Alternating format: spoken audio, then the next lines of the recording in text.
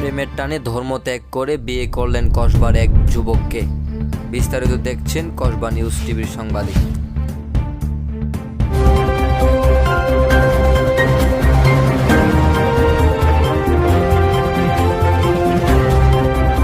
ব্রাহ্মণবাড়িয়া জেলার কসবা উপজেলায় চান্দখলা গ্রামে পুতুল দাস নামে সনাতন ধর্মের এক যুবতী ধর্মান্তরিত হয়ে মুসলিম যুবককে বিয়ে করেছেন।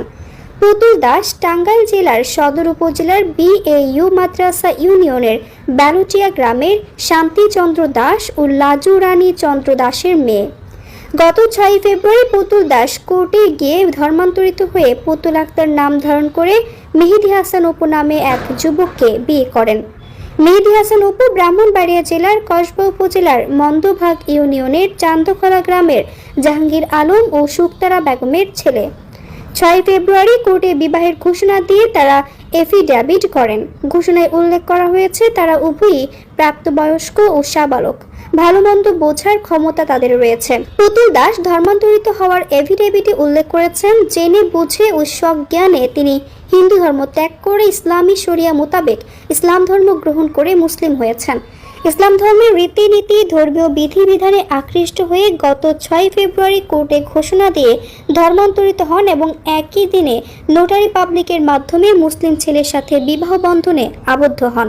পরে ওই দিনই স্থানীয় ইমাম সাহেবের হাত ধরে পবিত্র কালেমা পড়ে ইসলাম ধর্ম গ্রহণ করেছেন এবং 2 লক্ষ টাকা দেনমোহর ধার্য রেজিস্ট্রির মাধ্যমে মেহেদী হাসান অপুকে বিয়ে করেছেন।